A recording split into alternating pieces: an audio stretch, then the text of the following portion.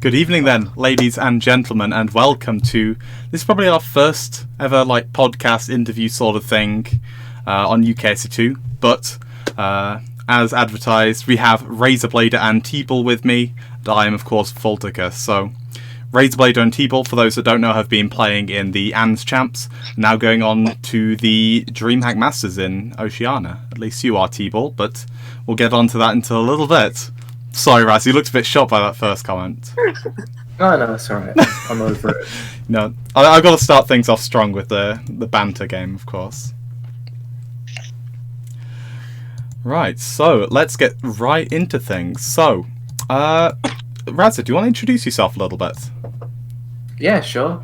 Hi, I'm RazerBlader. I'm a British/Pakistani Terran player. I've been playing on and off since the start of the beta. And yeah, I think I'm mainly known in the UK scene for playing in epic lands and such. And yeah, recently I've kind of embraced my Pakistani citizenship and playing in the Oceania/Rest of Asia region. Yeah, absolutely. Yeah, I'm playing for Red Dragons, so that's an important thing. That's the important thing. Yeah, you're not wearing your jersey at the moment. What are you wearing, by the way, Raza? I'm just wearing a traditional Pakistani outfit. Of course, got to show that pride, haven't you? And we do have TeebuL, who unfortunately haven't got on camera at the moment. You got a nice little Union Jack and a Pakistani flag together there, representing both of your dual heritage here. And we're going to be talking about that in a little bit. But TeebuL, do you want to introduce yourself? Yeah, hi, I'm TeebuL, British, now British Pakistani StarCraft 2 player. Usually playing part-time. Been playing since the beginning of Wings of Liberty, and yeah, just a lot of passion for the game to continue it always, and now playing in the Oceanic/Rest of Asia tournament, which is really fun. Mm-hmm. You say that without a lot of conviction there. I don't know if it's just your build up to what you're currently doing outside of StarCraft, which is you're studying to become a doctor, aren't you, at the moment? Yeah, so at the moment I'm studying. I'm in my third year, and just very stressed out with exams at the moment. So yeah, kind of, it's very hard to balance everything. Yeah, you've got your exams the start of next week, isn't it? Next Tuesday, I think, is your first one. So I've been having continuous exams, but the final two exams I have are next week, Tuesday and Wednesday. There we are. So bit tense right now, because Wednesday is the start of the tournament, is the start of the group stage, and I have my exam on that day. So yeah, that can't be nice. Too much stress, yeah, but very stressful. I can imagine the money that as Chalch has put in the chat there is stolen from Pez. Stolen Pez's prize money going to the DreamHack Masters has eased your nerves a little bit, maybe. Yeah, no, it definitely feels good to win something like that. Really nice feeling. Absolutely. So you both touched on being teammates, and I know you've been teammates for a long time. So have you been practicing that much together before the tournament? Sort of talk me through what it's like being a teammate with each other. I think a lot of our events are against each other. Like in Epic Land, we knew we'd play against each other, so we didn't practice too much. But for this event, we started practicing more. Also because we really wanted to get used to the Singapore server. So before the qualifiers, we played quite a few practice games together. And I think we spent quite a lot of time talking about strategy nowadays. Mm-hmm. I guess with the high ping, it's a lot more strategic focused, isn't it? More than, because it's a bit harder to micro with 150, 200 ping. I think it should be. I think maybe I should have been a bit smarter and chosen more strategical builds. But just a lot of it is about getting used to it. I think just having like 4 or 5 warm-up games against TeebuL helped me a lot, just prepare myself for the ping. Yeah, how is the ping compared to you? Because in Europe you're getting sub 50 millisecond ping, and then you've got to compete with people who are getting the same ping in like Singapore. So in your group, Razzie, you had a lot of Singaporeans, a lot of Southeast Asians, not necessarily Australians. You were at a big ping disadvantage there. What sort of strategies did you think of going into that? Was there much preparation with TeebuL there thinking about that at all? Well, for me, I think I had a lot of Zergs in my group, and mech screams out as a good strategy to do when you're in ping. So I was practicing that quite a lot. Mm-hmm. But I think I'm quite strong with bio, so I was quite torn between trying to go bio or mech, and I think I tried a bit of both and messed up the bio a bit, and I think I should have gone harder with the mech. Yeah, there was a bit of it was quite wobbly. The play was. It was like watching Nathanius play against competent players. Unfortunately, Wow. I'm sorry, Raz. With all the digs, I do apologise. I'm sorry. It's going to be like this. You've only said you could be with us for half an hour, so I've got to ram all of those, jabs in early. But Fair enough. TeebuL, Hasib, what's it like for you being a teammate with Razer? Has there been much practice performing? Because I know you're good friends with Zane, RazerBlader's brother. Have you gone through any practice before, and maybe in the distant past with RazerBlader, through Zane at all? I mean, with regards to Zane, usually I discuss all my strategies with him. His understanding of the game is really, really good. So when I don't understand something specific, I usually ask him, and he usually teaches me about it and says, okay, this is like that, and you should try this. And through process of trial and error, usually I can come up with something. With regards to Raza, as he said, we practiced quite a bit before the qualifiers just to get used to the server. But before that, not really, just because we play against each other quite a bit, and it's quite difficult to not show your strategies in practice games. So whenever you're practicing with Raz, you're thinking of maybe Epic Lands, the UK's biggest StarCraft lands.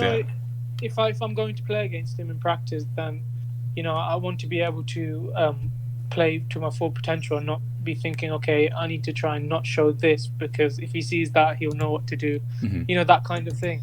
So yeah, I guess that there was a bit of hesitation in the past to practicing together, especially because we were both, I think, part-time as well. So we can't give our full energy to the game because we have other things going on. Mm-hmm. So it can be a bit difficult when you're playing part-time to then against the potential opponent in the tournament to then show all your strategies to. So yeah, that makes. But a lot of sense. usually we practice and we can talk about strategies and how to deal with certain things.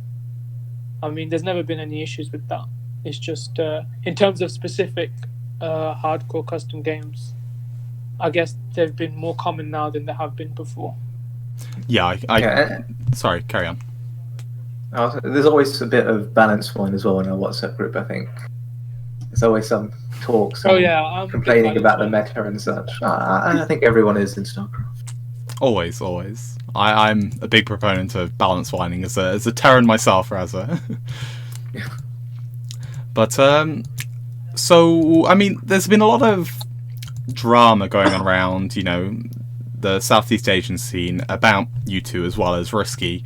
And you two have gotten into the Southeast Asian scene with your British-Pakistani dual citizenship. So, do you want to talk a little bit about the heritage there? Because I know, RazerBlade, you're wearing a very traditional Pakistani garb there. So, sort of talk me through what Pakistan means to you, and because we saw Risky do a very long tweet longer about what New Zealand means to him.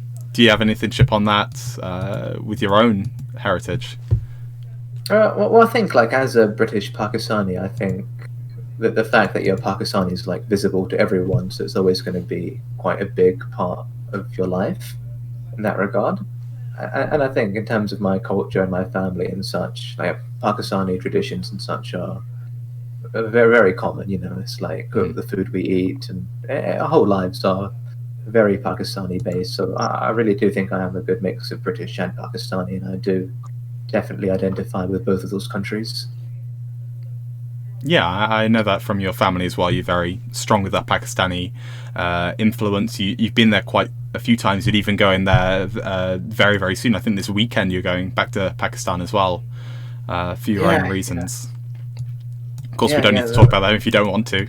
No. Yeah. I'm going there this weekend, hopefully for some interesting stuff. And I've been a couple of times in the past before. I think I last went about 10 years ago. But still, I hope to be going more and more in the future.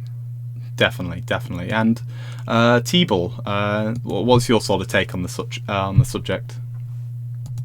Yeah, I mean, I agree with everything Raza says in terms of integration of British and Pakistani culture in my life. You know, mainly Pakistani from my parents. My parents go there quite a bit, especially my father.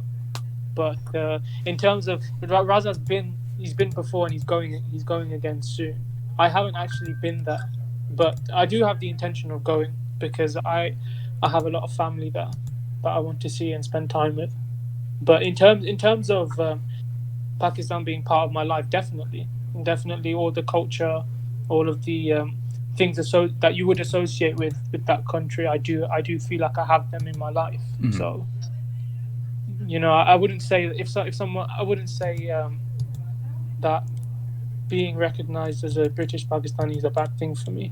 No, I wouldn't say so at all, and I don't think it's for anyone, because I mean, a lot of people might think, you know, all the top UK players, they're not really British, but you know, in my opinion, that just, you know, like magnifies what makes like Britain so great. To be honest, to me, you know, full-on patriotic speech right now coming through, but you know, the multicultural aspect of this country is something that you just don't have in others. It's such a melting pot, and it's something you can't take away. And you know, if people want to represent Pakistan, their heritage, power to them. We're always going to support them. That's why we're here on UKSC2 and not, you know, Pakistan SC2. You know,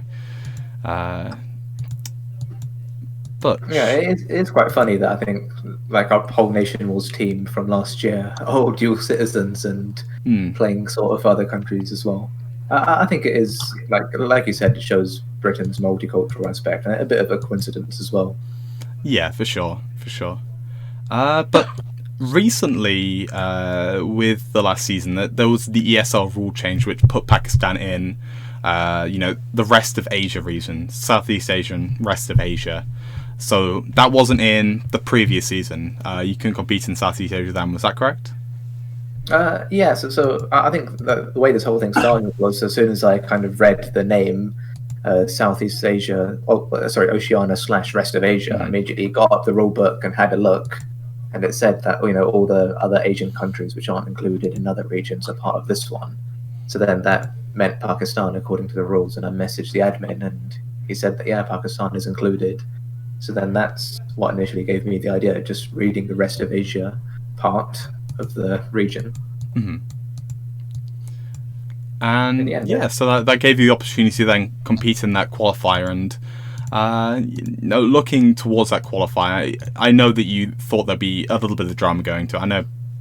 I know we probably shouldn't really be touching it, but it's always going to be the white elephant. It's going to be the elephant in the room whenever we talk about the qualifiers and everything else. But going in there, what were your thoughts on, you know, possible drama, the competition you'd face, anything like that? Well, I guess for me, I thought there would be a bit of drama, and I wasn't too worried about it. You know, I think a bit of drama can always be quite interesting for the scene, and I don't think I'm the sort of person to take it too seriously. But it did get a bit more than I expected, with so many different pros and such making comments, and it definitely did. It was on the pylon show and such. But I think that, well, first of all, no one was ever really BM or rude to me personally or anything, so no one needs to be worried about that. But I think for me that the main issue is that, I guess ESL's taken over now, but I think it's down to ESL to define who can play in the tournament and who can't. And the rules make it very clear that dual Pakistani citizens are legible. So yeah, I think people have a problem with the rules in that regard when they shouldn't really. It's like the rules make it clear that's what ESL wants to do, but people kind of assuming that the rules should be different just because it benefits them.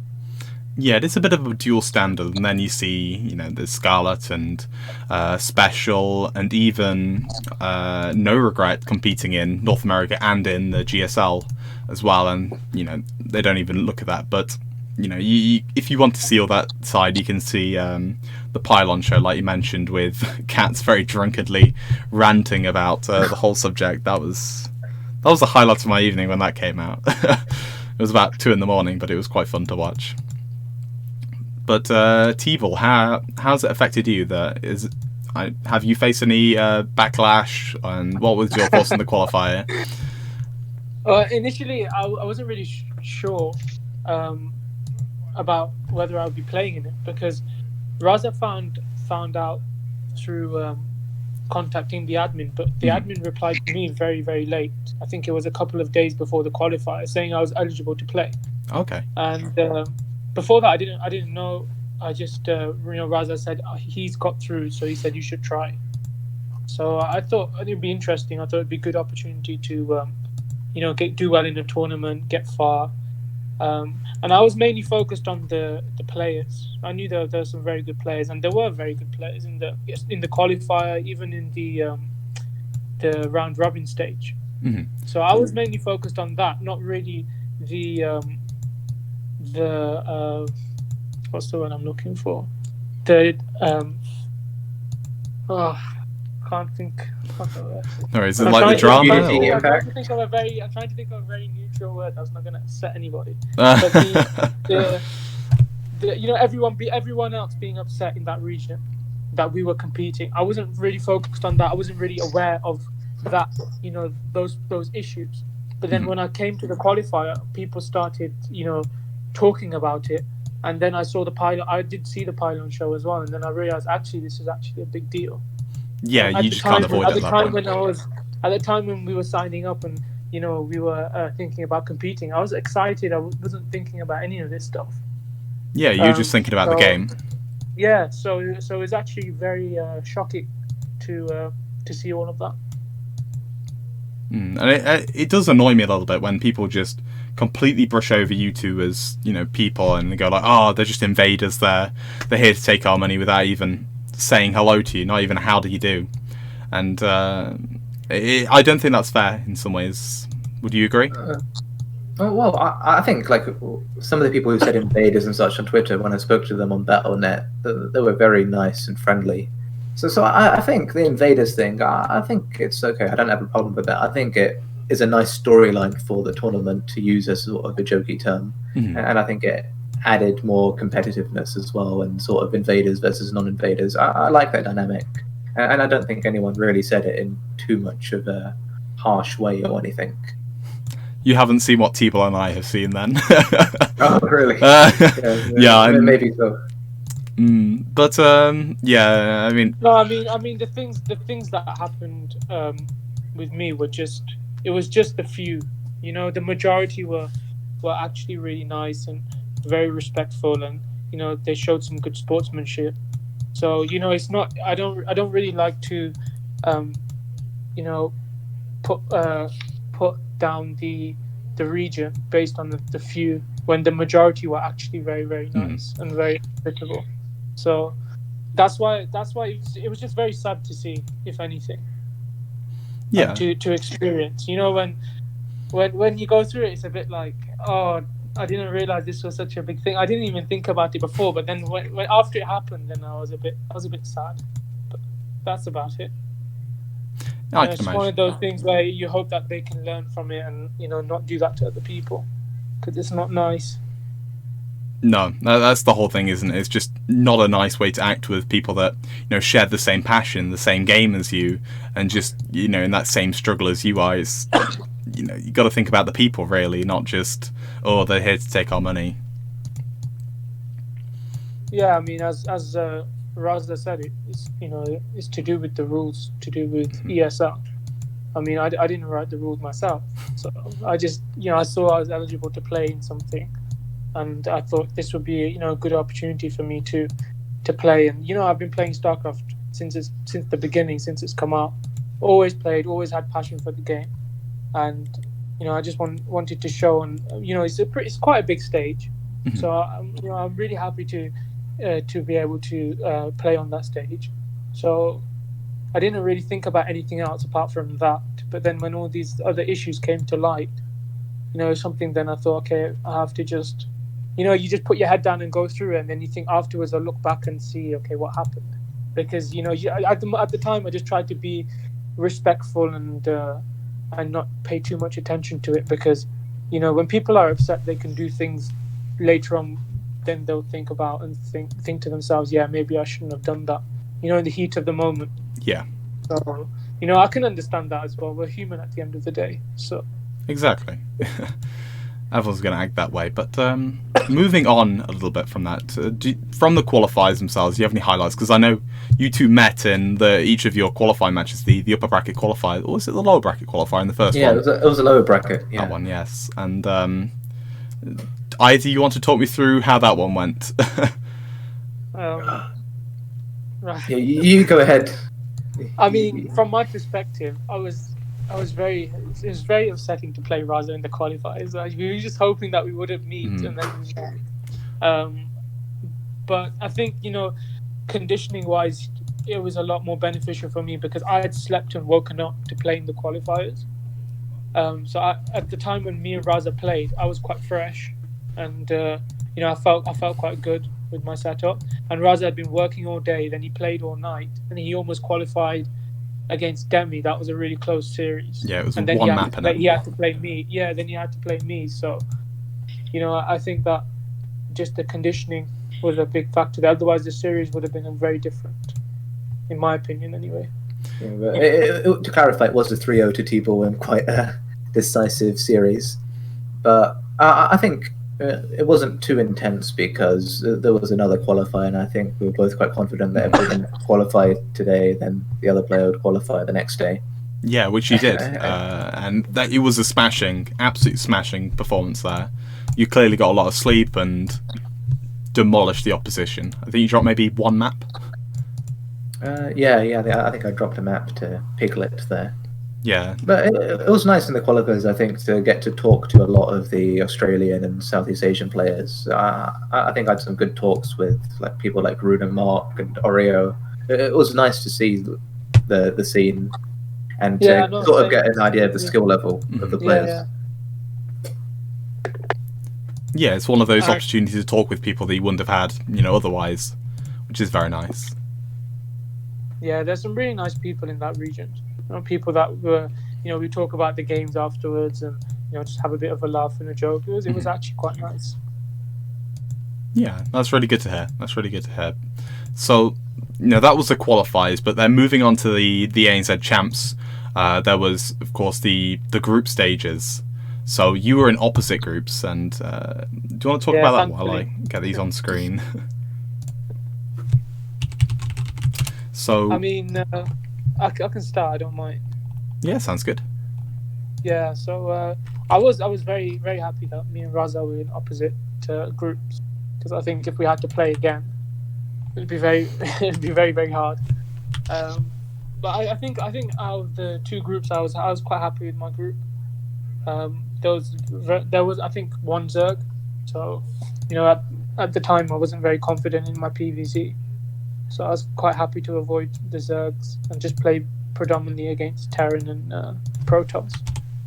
But the players were very good, so I think, you know, in a couple of instances I got a bit lucky, and they got a bit unfortunate with some of the decisions that they made in the games. But yeah, the games were close, and I was really happy with my performance overall. Yeah, and you did very well. You got second overall in your group, which put you just above Pez as your Bliskin and NXZ, but just below Piglet, which you only lost out on because of a single map loss. Yeah, I mean, he played really well in the series, and I did things that usually I'm not very, you know, I haven't really practiced a lot, so the games were a bit unfortunate. But actually, you know, now we're gonna talk about the groups later on, but just to touch on it a bit now, I was actually fortunate because I'm more happy now than I would have been if I finished first and then got in a group with 3 Zergs. So yeah, and then on the other end of the spectrum, speaking of Zergs, yeah, Raza got all the Zergs and the Protosses. Yeah, I had a very Zerg heavy group, and also a lot of like Southeast Asian players. There were no Australians or New Zealand players in my group. But I was quite happy with my group at first. I thought all of the players in the group were definitely beatable. And I think as I started practicing quite hard for the group, I realized I had a big TVZ issue. Like even on EU and such without ping, I was really kind of struggling against Zerg. And then I think that showed when I started playing it against the Zergs.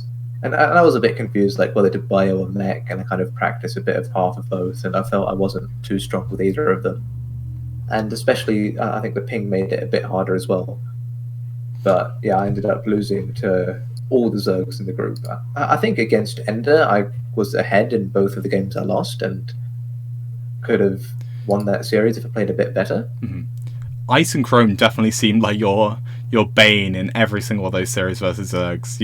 It was always insanely close, especially versus Mia Micah and a game versus Ender, like you said. Like, I think the Mia Micah game will go down in history as one of the craziest games. Yeah. It was really crazy. That was... like, and it was just so close every time, and it was a shame that you couldn't do much against Demi, because in the qualifiers, you took into that final map, that game 5, and some of those games looked really convincing, and you're on a lot less sleep, but clearly he upped his game, come the group stages, and it was an unfortunate series for you, I think. I think Demi played a lot better in the group stage compared to the qualifier. And I think in our series, I chose some quite poor strategies. I planned a proxy Rex against Demi, actually, but I didn't get around to doing that. I thought I'd try to bio instead. And I think I was a bit indecisive throughout the whole event with my builds and such. Like, I kind of prepared builds, but then second-guessed them. And yeah, I think in terms of preparation, I should have prepared smarter builds to play with ping and such. Yeah, that makes sense. I think because you tried to play mech and it just didn't quite come off right. It was very, very unfortunate. Yeah, but overall with the tournament though, like even though I got 4th place in my group and was eliminated, I did really enjoy it. I think like the aim of me signing up was to have a competitive tournament and kind of make a bit of an impact on the scene. Whereas in EU, you can just get eliminated in the qualifiers without showing anything. So I'm glad that at least I got to have an impact on the tournament and show some fun games, like especially that Mia Maker one. Yeah, absolutely. And even with my placing, I got like $200, which is pretty decent. So I think in terms of skill level, I'm quite happy with how I fit within the region. I think with both me and TeebuL, it's like we're competitive in the region, but not so much so that we're going to dominate the region and invalidate it by any means. I think we fit in quite well with some of the top players in the region. Yeah, I think so. Definitely TeebuL. And coming on to the, you advanced out of your group and then went on to the DreamHack Masters, which is starting, like you said, start of next week. So what were your thoughts when you initially got your 2nd place confirmed? Because that ups your prize money big time, but apart from money, how else were you feeling? Yeah, I was just really, really happy. This is the first, I think, big achievement of mine in StarCraft. So I was really happy. To be casted and to be casted by Pig and Maynard is going to be really cool. I think. I'm a huge fan of theirs, and just playing in DreamHack. Actually, it's always been one of my goals to attend an offline event, such as DreamHack or IEM, and play in one of them and see how I do. But the timings have never really coincided very well with my work schedule, so it's been very difficult. But then now everything's online, it's a bit more manageable. So to be able to achieve one of my goals, especially in StarCraft, it's really, really nice. It's a good feeling. Yeah, and you've definitely done amazing with it. Yeah, really happy with it. Sad for Raza though. I really wanted him to make it out, but it's all right. Next season we'll make it out and meet in the finals, maybe. Yeah, that's the dream. But yeah, it was definitely competitive, and as Raza said as well, I think that we fit quite well into the groups and into the region, and I think that even though I felt like the players in the region were beatable, I think that they should feel the same about me, because I don't think I'm that strong, and I think I can be beaten as well. So it makes for good matches, good close matches, which is always fun. Yeah, absolutely. I'm not gonna agree with you too much there because it's only Razer I want to poke fun at. Poor guy. Oh, I'm sorry. We'll put fun at TeebuL next time when I beat him in the finals. Yeah, I genuinely love to see that. Love to see some Pakistani pride going into those finals. But TeebuL, of course, we were saying this as if you're not going to hit the finals, but the groups have been announced, and you're in a group with Probe, Seether, and Demi. Thoughts on that at all? Yeah, I mean, looking at both groups, if I had to pick which one to be in, I'm glad I'm in the group with Probe and Seether, not 3 Zergs. So, as I said before, finishing first in my group in the round robin would have put me there in Piglet's position. So, after everything happening, I'm really happy to be in this group. Yeah, so, sorry, were you going to say Raza? Me? No. Oh no! I was replying to Molten in Twitch chat asking about cricket, saying I know nothing about cricket, despite being both Pakistani and British, two strong cricket countries. We need to make a Red Dragons cricket team. We'll have to play in the Ashes against these Australians, similar to how we do in StarCraft. But so do you is your PVZ a bit worse then? So you're a bit thankful that you didn't land in that Group B? It's not that my PVZ is worse. It's just, I mean, in the qualifiers at that time, my PVZ was quite bad. Mm-hmm. Now feeling a bit better in the matchup. It's just, why subject yourself to it if you can avoid it? It's one of those things. Rather than me feeling very uncomfortable, it's just I have more fun playing the other matchups at the moment.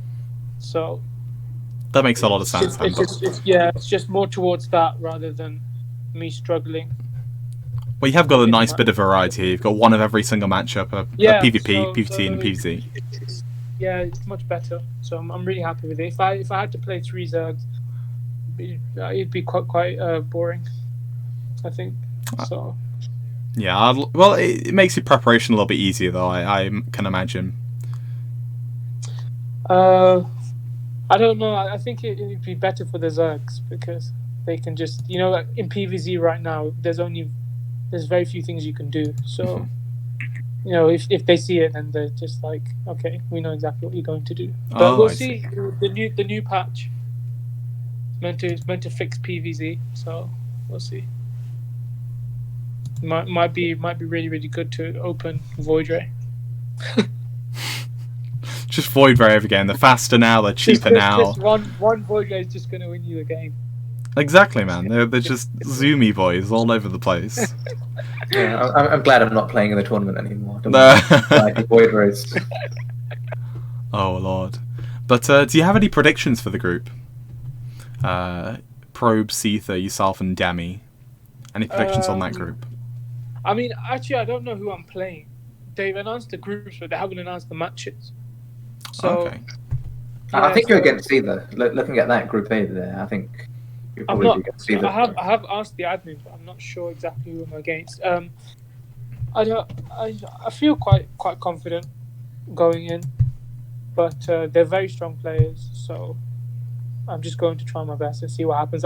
In terms of predictions, I don't know because it just depends on what form they're in. Seether, he hasn't played anything in a while, so Pro plays quite a lot. I know he plays in the weeklies, and he's quite active with his stream and everything. So, and Demi plays in everything as well. So it just depends on what kind of shape they're in, and on the day what kind of shape I'm in, I guess.